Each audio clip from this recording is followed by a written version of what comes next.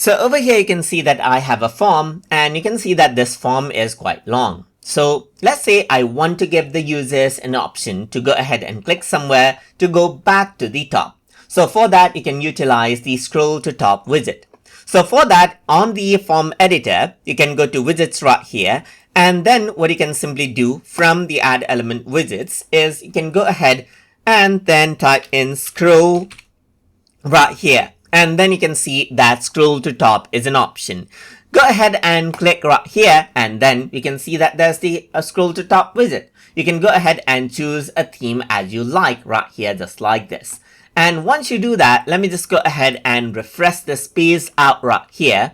And as you do that, what happens is that you will get the scroll to top button right here, just like this. So you can see that you get this little widget. You can go ahead and click and it scrolls to the top right here. So now what happens is that I actually selected green right here. You can go ahead and select orange as well. Let's just go ahead and close this out right here. Refresh this out. Then you got orange right here, scroll to top button. Go ahead and click and it scrolls to the top wherever you are, as you can see right here.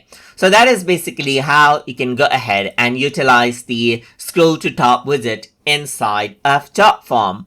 So I hope you guys learned something as always.